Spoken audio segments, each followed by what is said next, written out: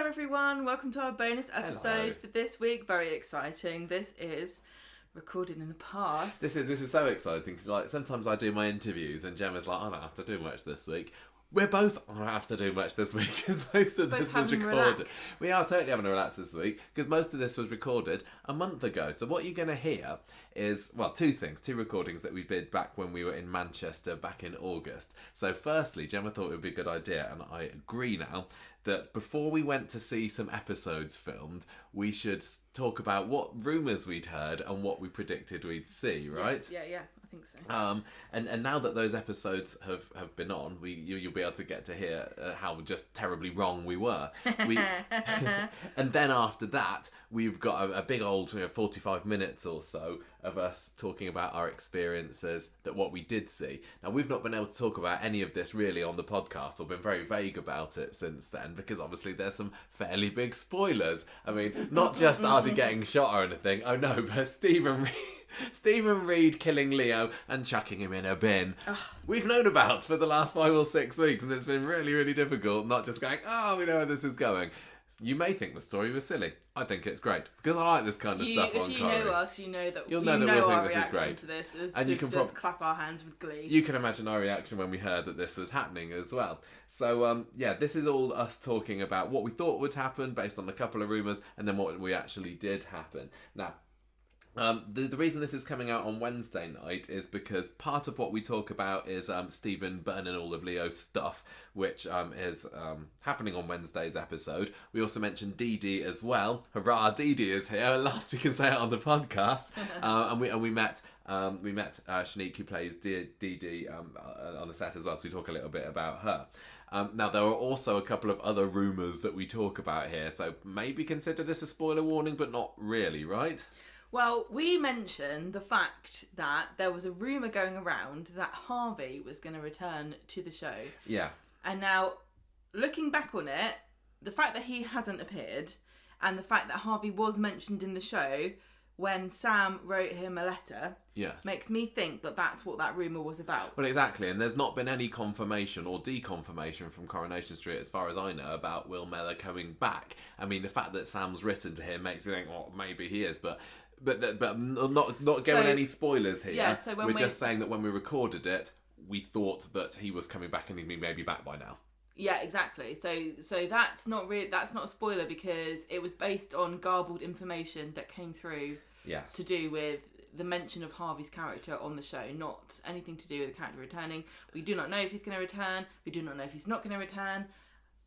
Yeah, so please don't consider this a spoiler. And if you've been up to date with Coronation Street, yeah, you know that Sam's been writing to him. But we thought that some of what we were going to see before we went to see it might be tied into Harvey's return. So anyway, that's kind of enough of that, really. So anyway, I think that's kind of it for our garbled preamble, isn't it? Yes. So we've recorded for 3 minutes. God, that's plenty for our bonus podcast. Let's go back to the past. Let's go back to August, where you can hear us very excitedly talking about what we think. Here we go. You'd never thought you'd hear that again this year.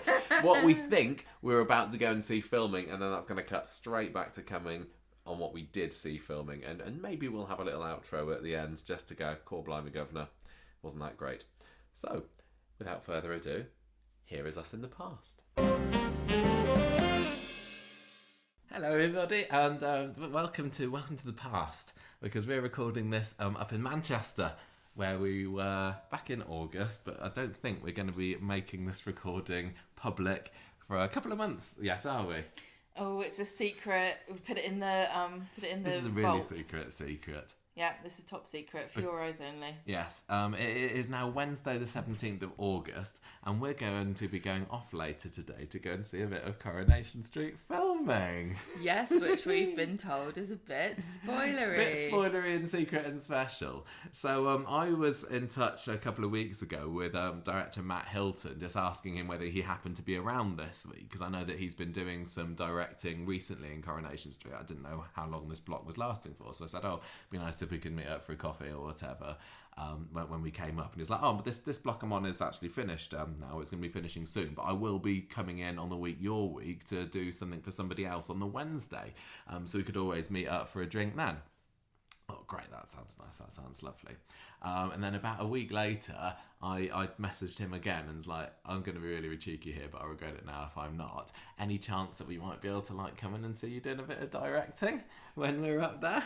And then he's like, oh yeah, that could be good. I'm not doing much. I'm actually doing a night shoot on that day. And I was like, oh, that's exciting, a night shoot. And he's going to ask production whether we could go and see it. And then a few days passed while we were seeing what he can organise. And basically, what we think is happening now is I don't think we're going to go and see the night shoot because apparently that is mega spoilery. Although I don't know, we might even be able to see it from the flat if it happens to be on the wasteland or in the car park or maybe on the roof. There might be like a midnight crash at Fresco's car park. If there's a huge explosion this evening or something, we'll be able to see about that. But what we're actually going to go and see this afternoon are some other scenes that will be... I don't know whether they're going to be in the Super Soap Week or whether they're going to be before. I guess by the time that we are publishing this, all of the scenes will have been on. Yes. But we've been told that there's still some fairly spoilerish bits going on. Matt has said one of the bits is we're going to be moving a body.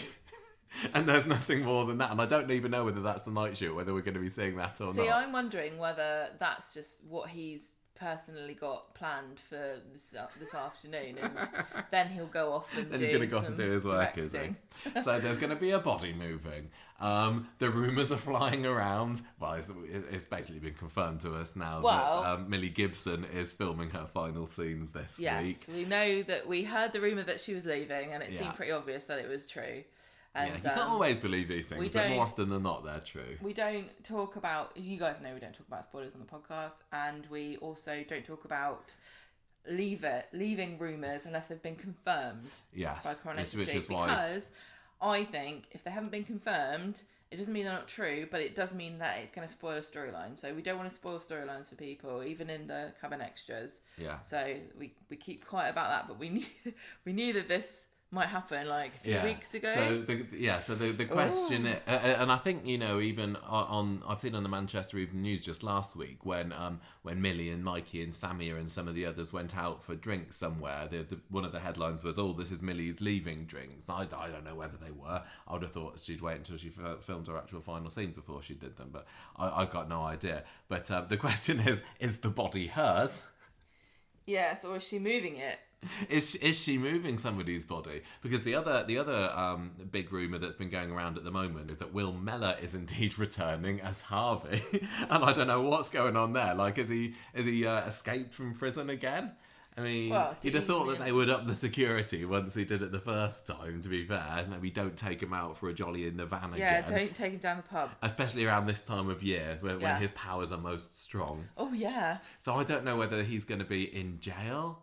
Because surely then they won't have let him out, will they? I don't know how long people like this get sent to jail for. Well, I mean, if you nick money from a bistro, you get community service. So that's true. Maybe he only gets They're a bit lighter on their prison sentences on Weatherfield. Don't do anything bad. All the crimes that go on, they have to. Can't put you behind bars for too long. Put everyone in prison. So it feels to me like it's either going to be Kelly's body or Harvey's body. What are you kind of leaning towards, one or the other? I really, really don't want Kelly to be killed off, because although I like to give her shtick on this show, I do really like her, and I think that Millie Gibson is an amazing actress. I know, it'd be a real shame. In the same way as Imran earlier this year, basically. It'd be a real shame if she could not come back. Yeah. So I'm kind of hoping that it's not her dead, but I don't know what... I feel bad for the Nealons. Like, I know, that's completely wiped out the dynasty there. Yeah. So maybe Kelly. Okay.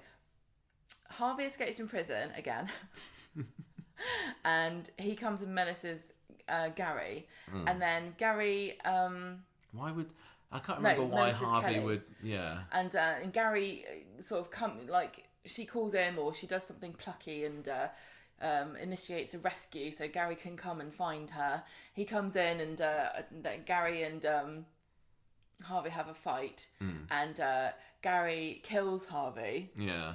And then he confesses to Kelly that he killed her dad, right? Yeah. And they move the body together, and then she's like, she's mad at him, and she's saying, "Oh, I don't know how you could do this. You ruined my whole family. You made me think my mum was dead. Blah blah blah. My mum had killed my dad, etc., etc." And then he'll say something like, "You know, you just saw what happened. This is what happened with me and your dad. There was no way of getting out of this. I had to save you. Like, if I'd let your dad kill me then I wouldn't be here to save you now, etc., etc." So they have this heart to heart, and she realizes that although Gary did the bad thing for the good reason, he's just such a bad influence that she has to leave. Yeah. So she takes a rucksack of money. And she goes somewhere else. I like that idea. The question is, why would Harvey come back and menace Gary? I'm trying to think. I didn't mean Gary, I meant Kelly. Yeah, or Kelly, because he was mostly involved with, Leanne, obviously. Toya, he was going to try and kill her last year, wasn't he, when he escaped from prison, because she'd stopped the appeal going through. Because it turns out that he and Rick were business rivals or partners. Okay. And he owes him money. And he wants it. I don't know. And he's heard that she's given out cash. Yeah. So he's like, "Look, I did dealings with your dad, and he still owes me money. And I heard you was giving out money. So can I have some, please?" And she's like, "Oh no, I haven't got any left." And he's like, "Well, that's not good. I love this. Good ideas. Good ideas. Now, what do you think? I don't know. I mean, I that sounds pretty good to me. I just wonder.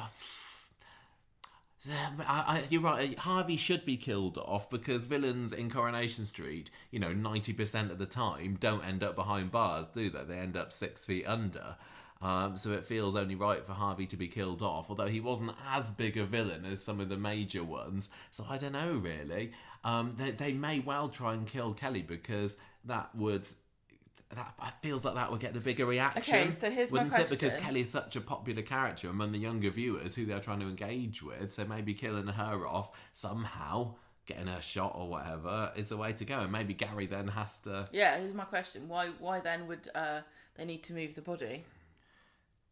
Unless it's Harvey that's moving the body. Yeah, exactly. It could be. I'm wondering as well whether Maria or Sarah Louise are going to get involved in this body moving, because both of those two know that Gary has killed Rick.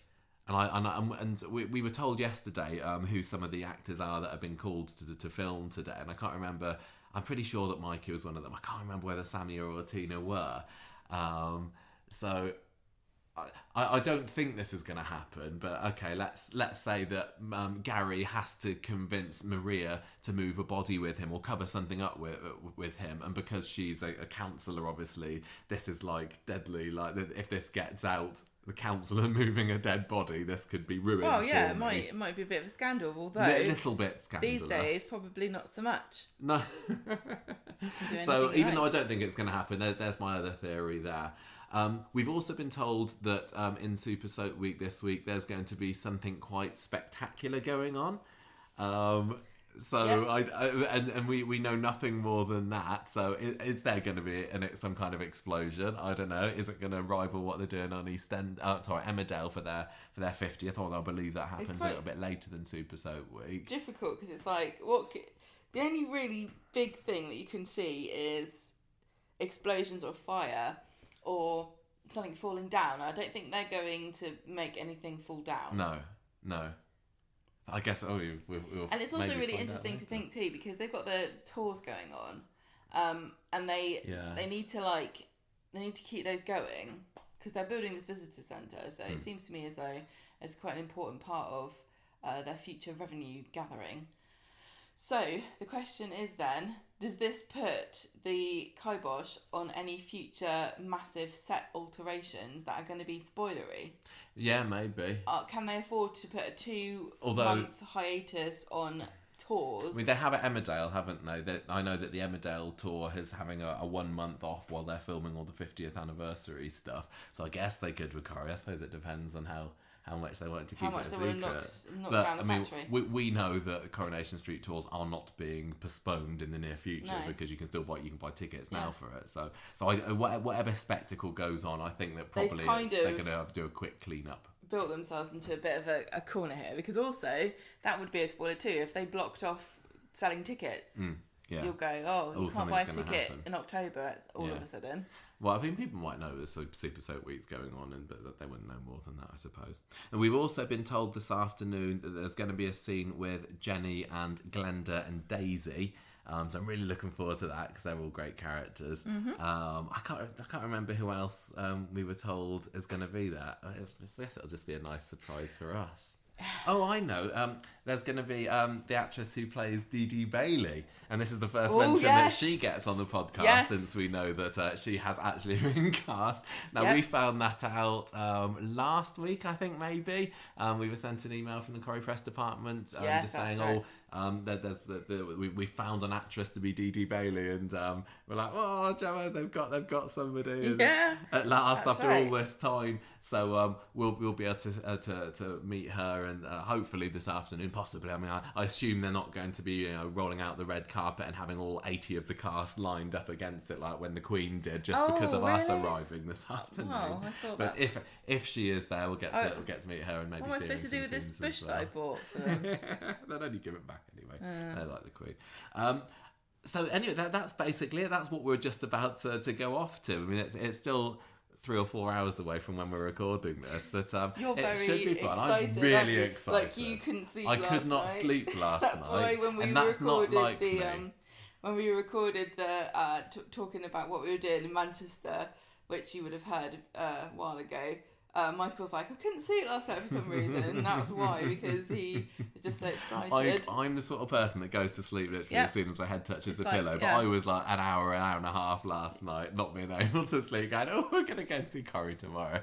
So sad, isn't it? It's really, really exciting, and thank you very much in advance for Corrie for letting us in, and for Matt really, for putting really in nice a good word for of us. them to do this for us. Yes. I always feel so lucky, and I can't believe it sometimes, really, can you? I can't believe it. No, not at all. So, what we're going to call this a day now, but then when we get back later, we'll report back on what we can say. At the moment, we don't know what we can say. We don't know what we can say, now in August, or whether we have to keep it a complete secret until September or October time. We're going to find that out. Yep. We might be told you're not even allowed to talk about it once the scenes have been out. I don't know. But the plan is that we'll be able to give you a good old rundown of our lovely fun times that we had when we got back. So let's not spoil it any longer. Let's end this for now, shall we? Yes, good idea.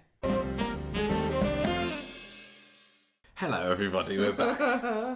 So welcome to the spoiler zone. It's spoiler as we're recording it, but the idea is that by the time we're releasing this, the episodes that we've seen recorded have been aired, and we, as expected, got to see about how wrong we were with some of the predictions about what was going on. I just want to say, it was so funny when Alison Sinclair was talking to us, and she was like, sometimes I listen to you and your theories. And I think she was directing this to me. She's like, I'm thinking, what are you on about? And then she asked me something about what did I think was going to, with Stu. She's like, what's going to happen with Stu's story? What do you think? And I was like, blah, blah, blah, blah, blah. And she goes, this is one of those times where I think, what are you on about? I don't know whether by the time this comes out, the Stu storyline will have been fully resolved. Well, we don't know. She didn't tell us anything about that. She asked us, what did we think? And I was like, I can't remember what I said. I think the first spoiler that she told us was about Spider. And I'm guessing by the time this is out, I'll cut it if not. Yeah. It's revealed that he's an undercover cop. Which undercover. I kind of when Ali was asking me about it, I was realising I don't really make many theories, or not either that, or I'm just not very good at them.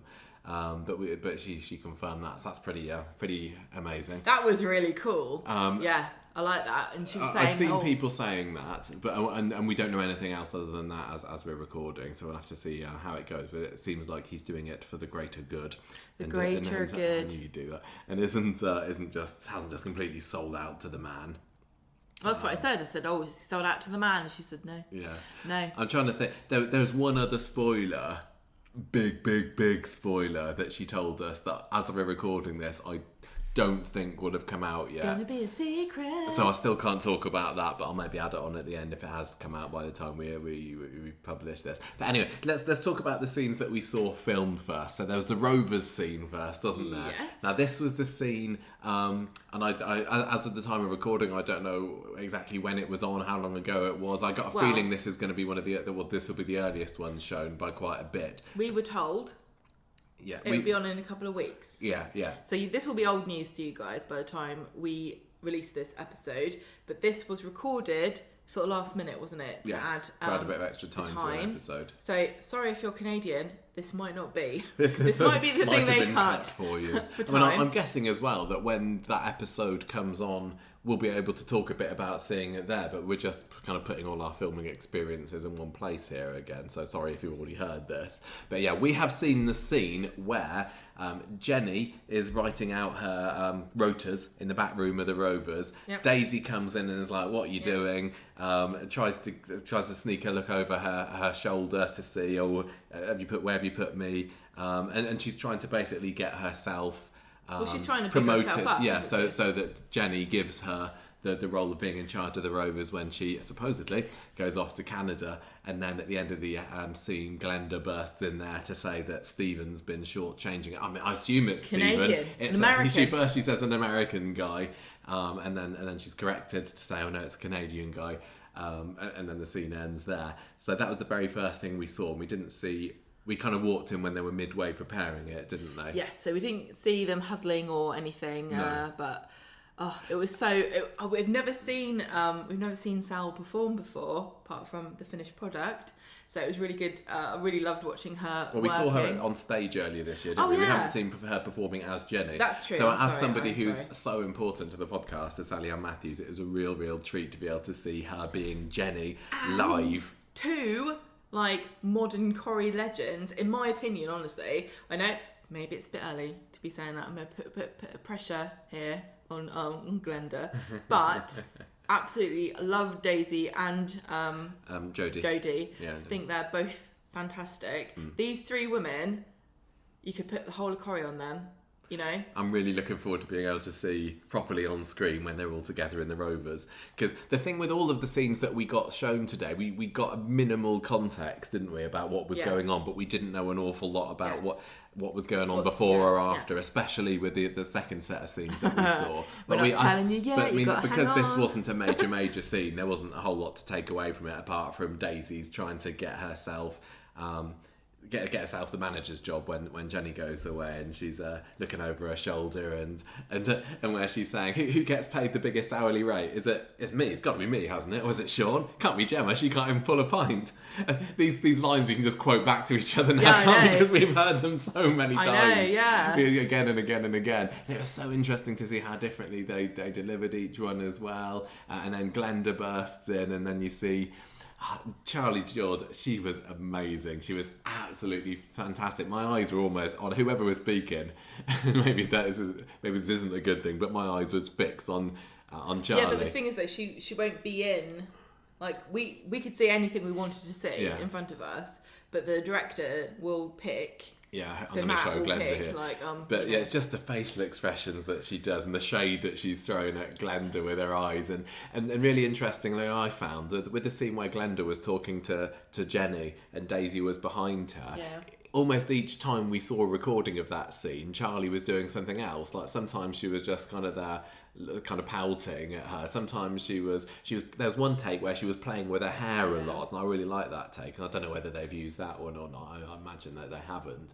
I know, but that's the thing. It's like there were subtle differences, but each take I was like, oh, I like that one. Yeah, I know what she did there. Also, I want to say, it really makes me appreciate the craft of acting to see Sonia Matthews react surprised to Jodie Prenger smashing the door open in her face about 10 times, and every single time she was like, authentically surprised. Yeah, obviously knew this was coming every time. It was, yeah, you're right. Some of the little bits were different, but the main beats, main thrust of the episode were bang on by all three actresses. It was really fantastic. And go on. I was gonna say she really held her own too. Coming into the show, being a new character. She's only been filming for a few. Well, she's been on the show for a few weeks, so a couple of months, I guess she's been filming. But Sonia Matthews is a legend. You got Charlie there, who's amazing, and then you come in, rising and star. she's just completely confident and so professional. I couldn't believe it. I can't remember whether there are any bloopers or anything on there, but one thing I think they noticed... did cut off once, but I think that was a rehearsal. Yeah, one of the things that I noticed was how many kind of mini flubbed lines or people forgetting their lines there were. Because it was interesting, we kind of hear about modern Coronation Street, or they don't ever have time to rehearse, but they are kind of rehearsing. It's not just in film and done, but there were definitely times where people say, what's my line? Or, it just felt normal, and they just got on with it. But the thing is, they did like maybe, you say, they don't have time for rehearsal, but what they actually did was like, maybe half an hour at the most. Yeah, figured it out as they went along. And you think about it, because watching it felt like I was watching a play, because I'm watching it live, and the only experience I have of acting watching live is plays. So it felt like I was watching a theatre production. But the fact that they just, if you were in a play, you wouldn't go, right, half an hour and then we'll do... No, then we'll just do the play. Yeah. Yeah. It was also like I suppose you said earlier, when we see the actual scene, there will be bits where you can only see a couple of the characters, but we know that the other, maybe the third character, is still acting along and reacting along. Well, some people probably, I don't necessarily know if all the actors will do that, but the ones that we saw were all acting along, whether the camera was on them or not. And Charlie Jordan was so full of energy, wasn't she? Like between takes, she was like dancing around, wasn't she? She was so bright and wonderful. You could tell the relationship between Charlie and Sal particularly was amazing. The reason why I'm excluding Jodie a little bit from this is she spent a lot of time out in the Rovers corridor, didn't she? We didn't see much of her. She was like a little cuckoo in a clock, like, hello, goodbye. Because we were positioned like behind Jenny to the right, weren't we? Yeah. We must have been a good 10 metres away, maybe. Just to say, this was the very beginning. We were like little church mice. We were like, no, be quiet and watch and see. And we just kind of like, I literally, like, I was frozen in spot. I didn't want to mess anything up. I kept having intrusive thoughts of me like throwing up or like collapsing or running around screaming and ruining everything. I didn't do those things. You didn't. So that's all right then. No. That they knew that we would be there, didn't we? Didn't they? But I don't think that they clocked us coming in, because we weren't there at the start of the... Oh, it's so subtle. They weren't there at the start of the scene. So at the end, they kind of... They went off the stage, what's it called, the set, and then they walked past and was like, "Oh, you were there, you got to see her." So I saw Jodie, and she talked to us. We had a little chat with Jodie. We had with Charlie as well, because she talked to me before at the Soap Awards. She's like, I haven't met you. I was like, you have, but I was behind a camera. Yes, exactly. And Jodie was lovely as well, because we'd sent her a few DMs on Instagram beforehand, so it was just really, really nice. Now, part of that scene, we were whisked away by Ali Sinclair, weren't we, to go and see Shanique Sterling Brown, who plays Dee Dee Bailey. We have known at the time, for a few weeks, that Dee Dee had been cast, and this is amazing. Has been cast. By the time this comes out, we'll know what we think about the character, I assume, because you're right, it'll be old news at this point. But to hear that finally, after all this time, Dee Dee had been cast, it was pretty big to us. And Alison Sinclair knew this and said, "Oh, we'll introduce you to Shanique." So we were whisked away from the filming of that a little bit, and we had a little chat with her, and that was lovely. But just want to say, not the first time we've been in the same room as her. No, because she was the director of one of the vignettes that we saw back in March, wasn't she? The Halal Hens, which was the last of the 6 shows that we saw. That's right. So we already knew her work. So that was really nice. So we met her, and she was really great, wasn't she? She was really friendly, and she's really bubbly. And she's like, I've got all the... what did she say? She's like, I've got another... how many 4 scenes, and then I'll escape later. She was like, it's like she's been there 1,000 years already, isn't it? And Ali but Sinclair she's only been was there. Really she hasn't even been on screen yet. No. I'm looking forward to seeing how she turns out when we see her in screen and in costume, because we just saw her in a civvies, didn't we? It was really nice to be able to meet her, because the thing is about Dee Dee is that she's like a mythical creature, isn't she? Yeah, we built her up in our minds over the last 3 years. Yeah. So, once that was done, we kind of wandered on over to Gary and Maria's house set, the very rose gold set of Coronation Street, and we got to see 4 scenes between the characters there. It was mostly Mikey North and Samuel Longchambon doing their scenes, but there was also... second scene, I'm going to say, had Jimmy Harkishin in, And third scene had, and the actress's name eludes me at the moment, I apologise, but D.S. Beckett was in that one, wasn't she? Because so she came in, when we were hanging around downstairs, she was one of the people who came in. Yeah, she came into the building, and I was didn't we? like, ah. You said, this is probably really annoying if you're not me, but I like point at you and go, ah. And she's like, I don't know what you mean. Just a sergeant in this. Well, she's played by Kate Rutter. Okay. And it was. I was like, it's D.S. Beckett's here! Oh my god! Because we love the Weatherfield PD, don't we? Yeah, definitely. So the first scene that we saw, I'm just trying to think back to it, and we'd been told, if you remember from the earlier part of this show, that there was going to be a body involved. And I was thinking, are we just going to see things to do with the body here? And I was trying to piece together, where's the body? And as the scene went, and I think before the scene started, let's head to Matt Hilton, director. What's the context of this scene? Is that his name? Matt Hilton, director. Am I Gemma Cox podcaster, or am I Gemma Cox? I said, what's this contest? And he said, well, there's been a shootout. Ardy's been shot. He's in hospital. Oh yeah, because Ali Sinclair earlier had told us about the big screen, the big Hollywood level screen that they've got for a rooftop scene. Yeah, it's like for when the shooting takes place. It's like, and I'm looking forward to seeing that. You guys all know what that's like, but I've got this is the thing I dreamt about last night. I had a dream that I watched the scene where they were all having a shootout on the rooftop, and I was thinking, oh, some of that's a bit ropey, but other bits are amazing. So I'm sure I'll be blown away with it. It's just an anxiety dream, Michael, and I'm sure Ian McLeod. I think you and Ian McLeod were having a mind meld. But we still didn't know the whole lot, and I thought, okay, so is there a body involved in this? Because we've heard that Ardy's been shot. Did anyone else get killed in this?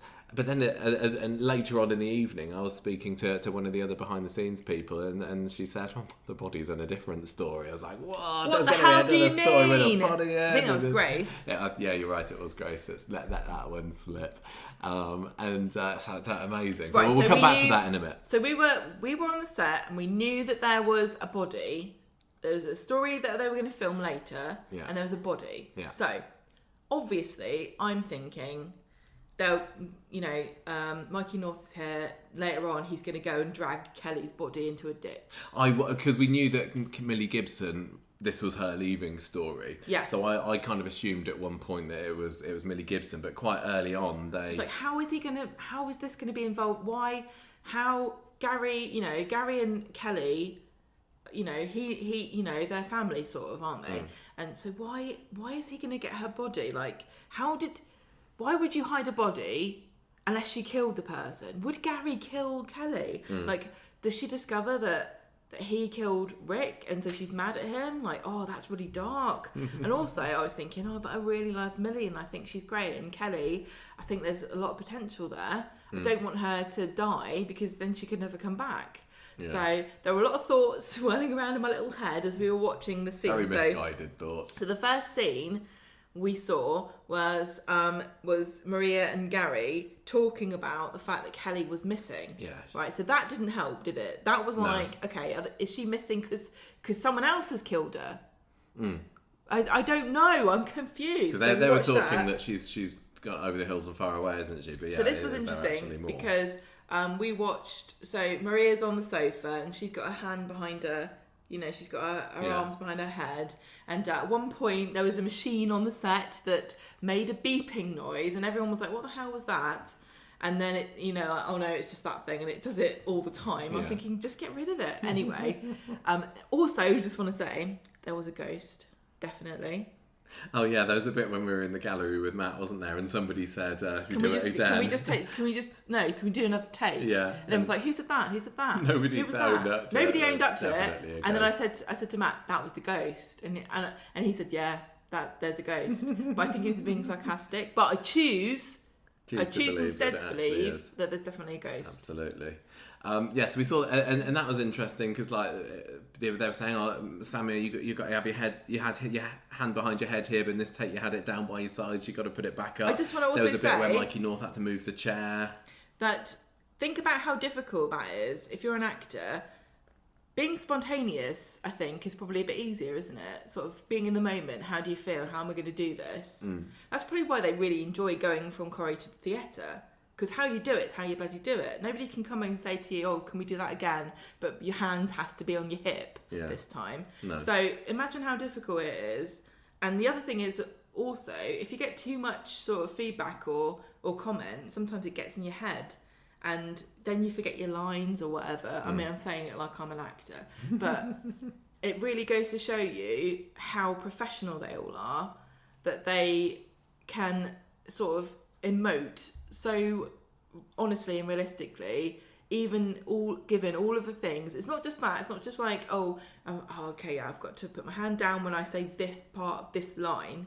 But it's also, there's 20 people looking at you. There's a microphone on a stick bobbling up and down in front of your head. Yeah. You're halfway through. You're thinking, right, in a minute they're going to be zooming in on my face.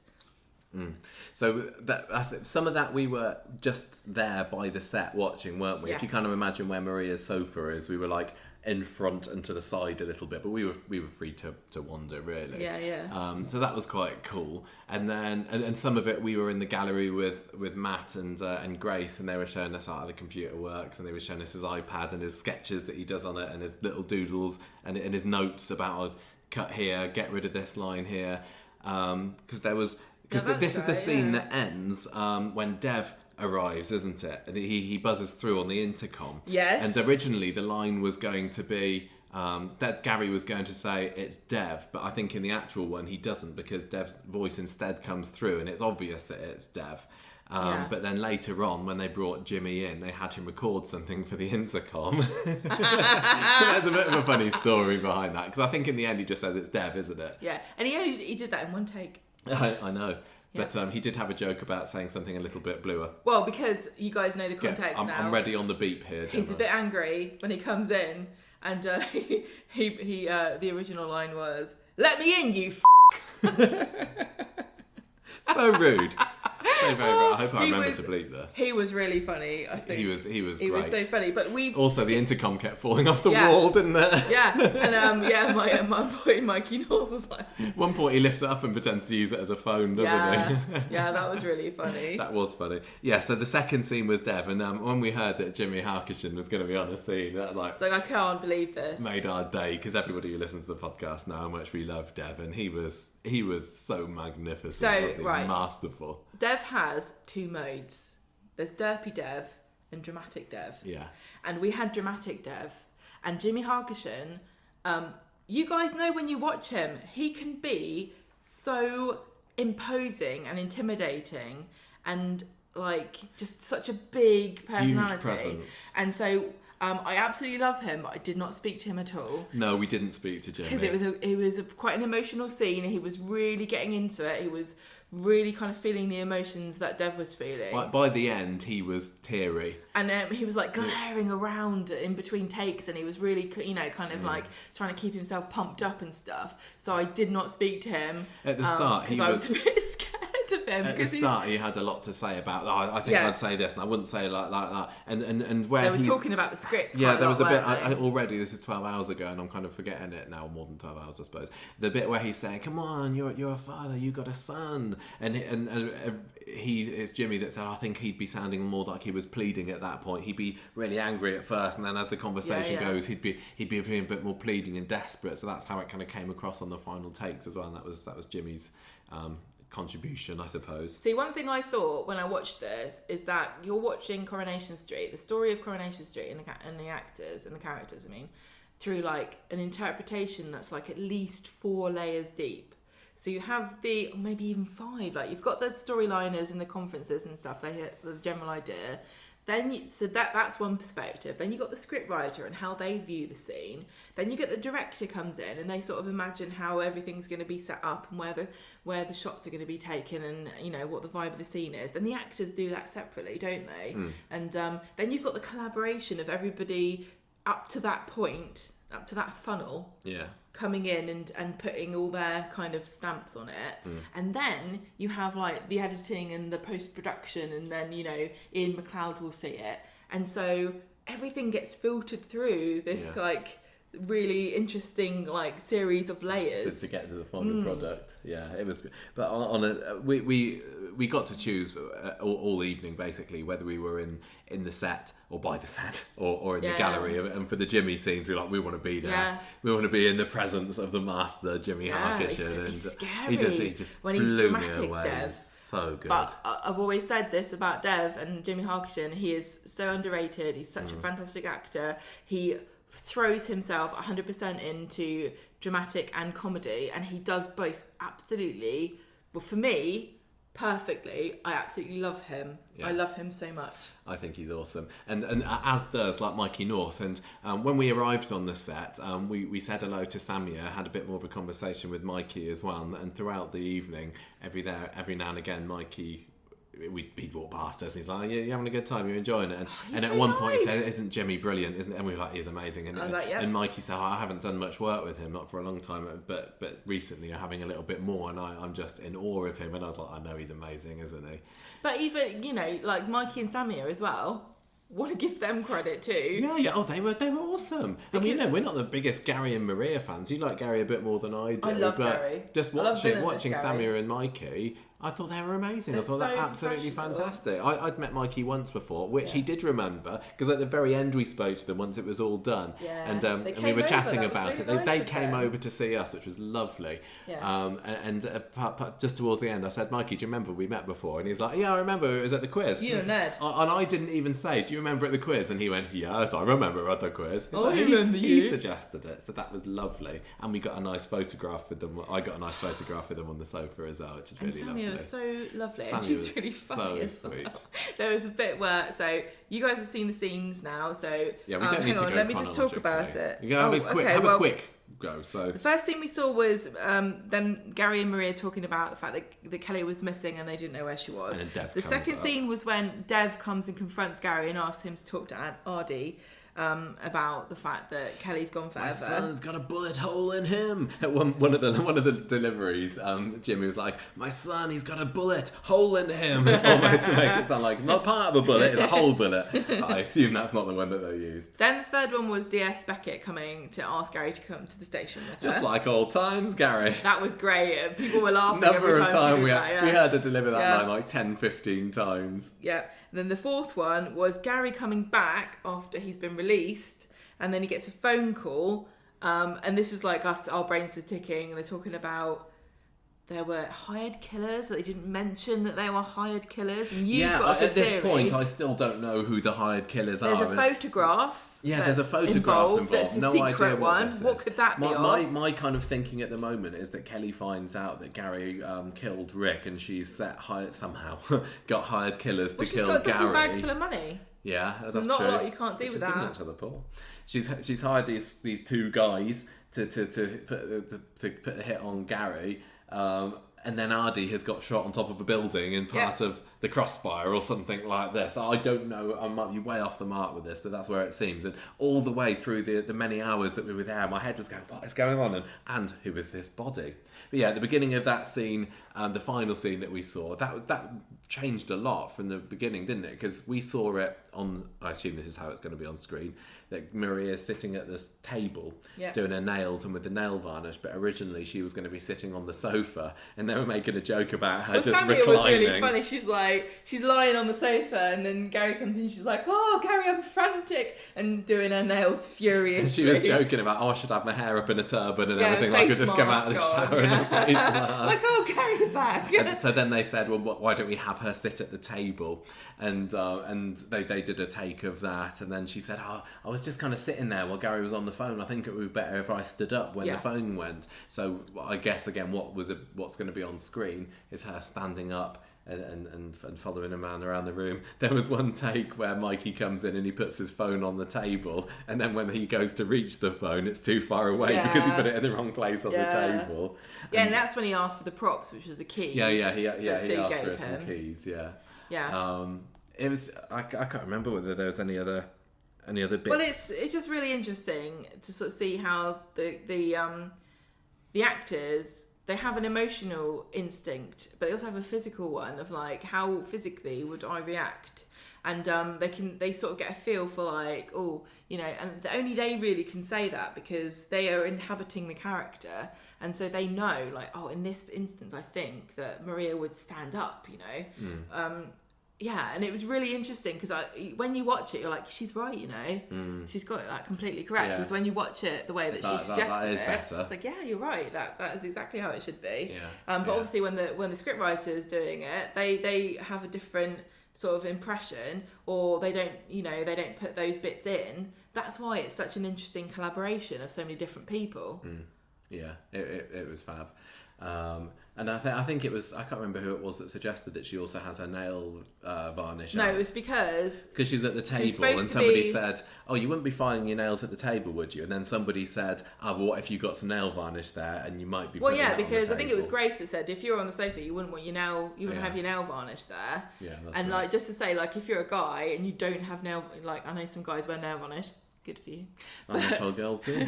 Yes, I'm not wearing any. But you know that you probably wouldn't necessarily, you'd be a bit nervous about putting your nail varnish on the sofa. Yeah. So that's why they had the nail varnish there, basically. I can't remember what else there is to say about all that. It felt so long, but it wasn't boring at any time. It was just fascinating being involved in it all. There was one part where DS Beckett has to do a line again because she's holding her bag at the wrong height for the continuity. Listen to this. When we talked about it, when we talked about our original report, I said newspaper. But I was throwing you all up. It was a bag. That's right. It was a spoiler. And when Beckett comes to the door, I think in the original script it doesn't say who answers the door, and Sammy was like, "Well, who should answer? Should I answer the door?" And so they kind of decided while they were there, yes, it's going to be Maria that answers the door. And they also go on. It was interesting because they moved the camera around, didn't they? Yes. At one point they took like the whole wall of their flat away. Another point, the camera was like wheeled through the kitchen, and so the sink had to go. Yeah. So everything's the coffee table is moved. The very first scene that we saw, the coffee table is there, but then that's out for the other scenes, I think. Also, Gary, Mikey moved his chair back at a certain point because they did the scene in a few recorded takes, and then they wanted to film a different angle. So Gary's actually sitting in a slightly different position for some of the recorded takes, because that way you get his profile as you're seeing the shot across to see Sammy on the sofa. Yeah, that's right. What else is there to say? I think that's kind of it for that main bit, isn't it? But then all the way through we're thinking, what's this body? Okay. And you go on, you say your secret. So you were off somewhere. Oh, we had a tea break. Yeah. Which was a good job because I was starting to get a migraine. Gasping. And I was like, I don't know, I don't want to ruin this for Michael, but I'm starting to get ill because I hadn't had any water because I stupidly didn't even think about it. So then we finally got to have a little break, so I could get some water, take some pills, and then I came back, right? And this is a confession that you don't know. What? I overheard people saying, they're like, oh yeah, we're going to have the body later on. Do you know who the body is? And they went, yeah, it's Liam.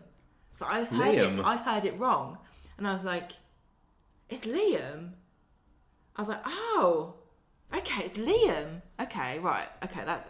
and then I was watching the scenes. Listen, I was watching the scenes and I was like looking at Maria and I'm like, she looks surprisingly okay about the fact that Liam's been killed. I mean, she looks a bit bummed out, but I thought it was about Kelly. And I was thinking, this doesn't seem right. I don't think she's really sad about Liam dying. Does she? And I was thinking, no. I'll tell you what it is. It's that she doesn't know yet that Liam's dead. And I was thinking, but where does she think he is? Where's he gone? And I was like, okay. And I was thinking, I know what it is. It's an actor. And then I was like, because I'm stupid, I don't remember names. Like, who's called Liam? Liam Bairstow. And I was like, oh, Simon. What? Why Simon? He's Alex Payne. Exactly, I'm stupid. Right, so I was like, who's called Liam? And then at one point I was going to say to you, who's it on the cast? Remind me, who's Liam on the cast? But I didn't get round to it. And then you went over. I had to sneak, because when Grace told me the body's in a different story, I was like, I need to find this out. I need to know now. So I had to look at a little green bit of paper on the side there, and it said who was like roughly what was going on in each scene, or what props would be needed in each scene or something. And one of them said body Leo. Joe Frost not required or something for this. And I was like, oh my gosh, it's Leo's body. And all like, hooray, it's Leo's dead. He's so boring. And then you came over to me and you went, I've just seen who it is. And I said, yeah, go on then, tell me who it is. And you went, it's Leo. And I went, that makes more sense. But what I also saw on there was, it also underneath said Stephen burning Liam, saying that himself now, Stephen burns Leo's stuff. And I was like, Stephen's gonna kill Leo? What the heck? So we kind of talked him out a little bit when we were having our dinner later, and he filled us in a little bit more about how it was going to work. Oh, so he showed us. He showed us the scene of going over the balcony. Yeah, and I said, oh, he's done a Tina into a Jed. Yeah. There's a Tina McIntyre over the side into a Jed Stone in a hamper. Yeah. Although it was a bin rather than a hamper. I'm sorry my stupid jokes aren't actually correct. So, at a certain point in the evening, we were like, any spoilers go, really. Like, although we still know very, very little, but what we know is big, yeah, I guess. Definitely. Yeah, we're like, just tell us. Just tell us. Yeah. So, originally we weren't supposed to stay for the evening shoot, but we were like, well, we're here now, we might as well stay, because we were told it's too spoilery. And when I said to Matt, I've seen that it's going to be... I know who it is. There's nothing else you can show us that no. So you said, you might as well stay then. So we stayed around and we watched this, and so we all traipsed out into to behind Underworld, and Todd Boyce plays Stephen was there, and and we had the bin, and they had the fakest looking dummy, and I don't know how this turns on screen. But it was not a real person that Todd was dragging around. It wasn't the actor who plays Leo. It wasn't the actor who plays Leo. No, it wasn't Joe. They didn't have him in. They just had two corpses. Yes, a light one and a weighted one. Or they didn't use the weighted one. Well, they put weights on the other one, didn't they? Yeah. But basically, the evening went on with the same way as the filming of the rest. Really, I think we kind of strayed away from the filming area a little bit more. Well, chatting more with other people. I wanted to see the street at night and everything, and this was obviously a way around the back of Underworld. But at the beginning, we were all crowded around there, and the Underworld van was parked with its back doors open. The bin bags were there in the bin. The body was put in the bin, and one of the first things we saw was Todd Boyce trying to push the bin over. You tell this story better than me. Well, he was standing behind the bin because the bin's on wheels and he's got to push it over. And as you go, it's obvious. If you try to push something with wheels on, it's difficult to tip it over. Also, it's really heavy because it's a bloody giant metal bin. So he's there and he's like, so this is the very first rehearsal they did. Yeah. So normally they'll, at the beginning, sometimes the actors will like just run the lines rather than acting them. But he gets behind the bin and he's like going, oh, like pushing, and he's like wincing and like, oh, pushing. And then Matt says, you're right, Todd. And he's like, I'm just acting. That made us all laugh so much, didn't it? Funny, he's like, I'm only acting. Yeah, that was really great. And then he managed to tip it over. But I tell you what, that bin made such a loud noise. Yeah. We were all joking about surprise it hasn't woken Gail up. Yeah, everyone's like, Gail Platt's sleeping steady, isn't she? Yeah. So that was really fun to watch that. And then there was a lot of conflabs about how many bin bags we put in there, and it was trying to make the body roll out, weren't they? And they were saying, well, do we make the body come out? Do we just make it so he has to take the body out of the bin? And that bin went over so many times last night. It was so bloody loud as well. Yeah, and they could not get the body to roll out. And somebody at one point said, we could attach some fishing wire to it and give it a bit of a tug so it comes out. And where we were standing when the actual final bit was filmed, we couldn't see exactly.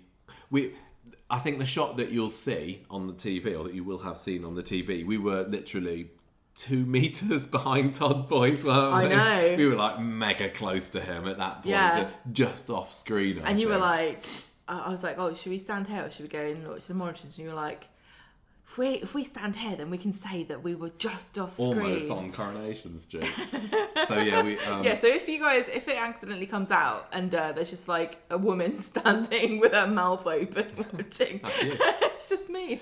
And we saw him like dragging the body lots of times, and lots of strain going into dragging this body. Felt like a really long. I don't know whether they've shortened it a little bit for broadcast because it felt like it. Well, it took him a long time to get that body from the bin to the van. It felt like that scene took far longer than any of the dialogue scenes to film.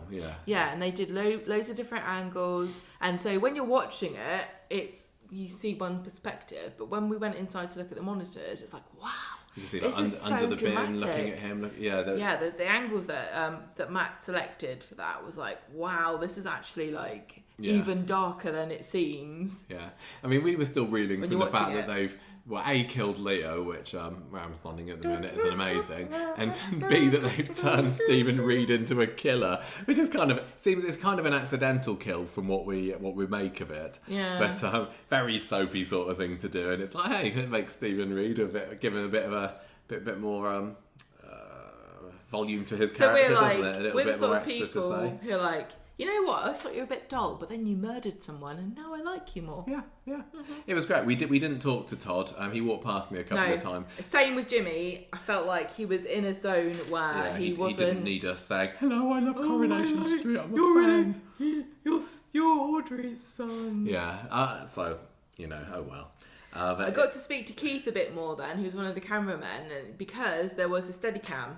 I think the guy was called Alan who did the Steadicam. I can't remember. But Keith was like super into like the history of cinematography, and he was talking to me about like the first time a Steadicam was used, and he's saying like, oh, it was in Rocky, and they the scene and whatever, and then he was saying, and then when they filmed Goodfellas, they wanted the scene with Ray Liotta and describing that, and I know a guy who's invented something, and he was like really knowledgeable about all the kind of stuff, and he was saying to me, because the guy who had the Steadicam on, it like looked super, super heavy, didn't it? Oh yeah, he told us how heavy it was. Like when it was fully extended, he says it was weighed as much as his own body weight. Yeah, he's like, when it's here, it's 30k, and when it's out there, it's his whole body weight.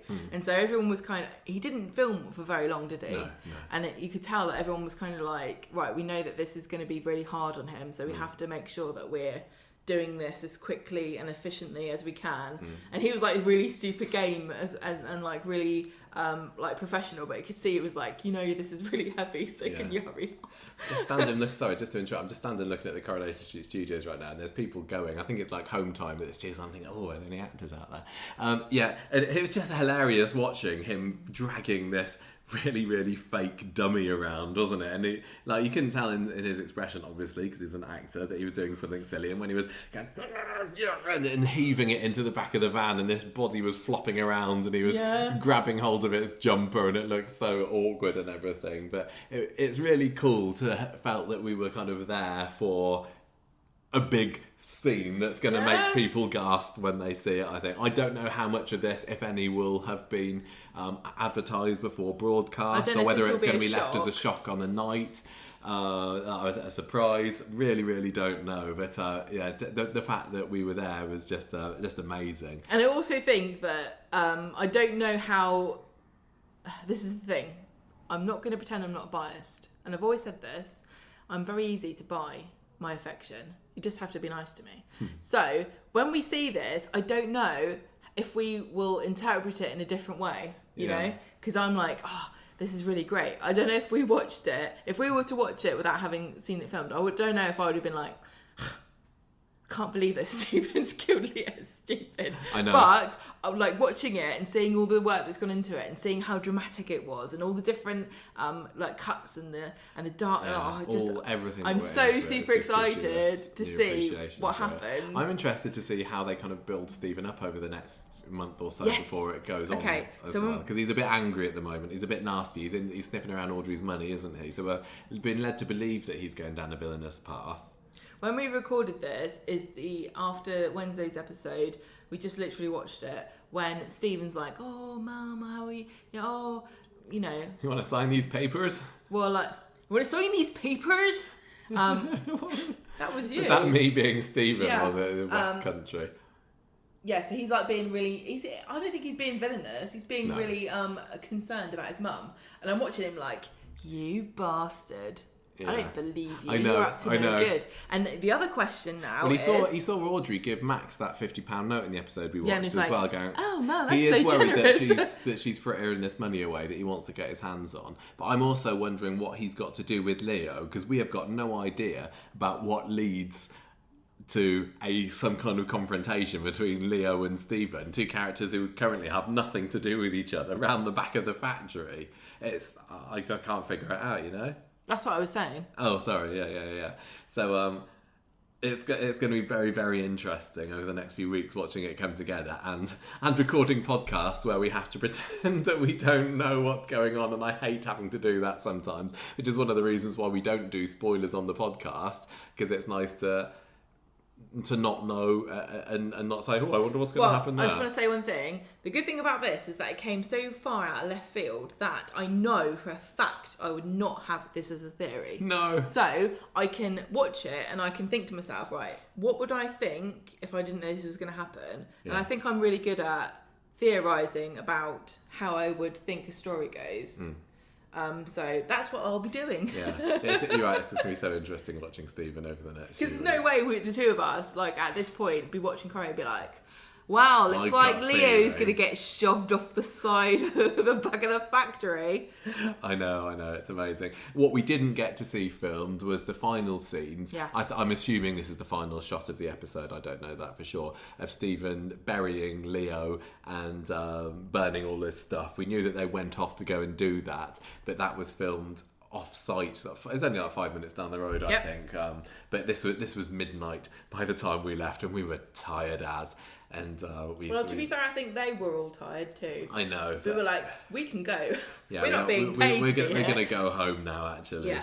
So we didn't get to see that, but what a day it was! It was brilliant, very, very, very unforgettable and lovely. Massive thank you again to Matt for arranging it, thank and Valley too, for showing us around, and for everybody for just being Grace nice. And Mark and Jake Sue and Jake and all Keith the actors that we saw. Keith, everyone who was Dave, Natalie. Security. Yes, that's right. We didn't say that, did we? We did say Dave. We talked about Dave, I thought. Did we? We saw security. Maybe not this time, but I think we did when we recorded the I don't think we did. Initial we did. We said, oh, go on. Well, no, maybe you're right. We saw Security Dave, didn't we? The legend. Matt said to us, right, we'll meet you, you be down in this area at this time, and Dave will escort you onto the set. But when we were hanging around, we were with Colin, who's the paramedic, and Grace came out and she's like, oh, I'm going over there now, so you guys can come with me. So we walked around and then we saw a guy, and she said to him, oh Dave, I think, are you supposed to be getting these guys? And he's like, I don't know, who are they? And then I said, are you Security Dave? And he was like, yes. And I said, oh, have you got a Twitter account? He's like, yes. Is that Paddy Beaver leaving the studios now? I think it is. I think we're just literally just we're just looking at the studios now. Paddy Beaver's just been stopped for a photo and now he's going home. Sorry, go on, back to Security Dave.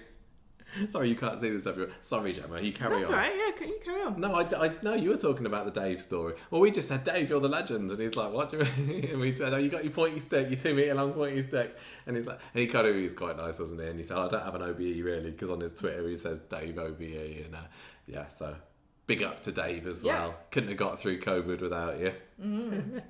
I think we're done with this. Are you done with this? Yep. I think we are done. Thank you everybody for listening. I hope that you found that interesting, our stories of behind the scenes shenanigans on Coronation Street this week. And we'll leave it there. So bye everybody. Bye. A call by McGovern wasn't that great.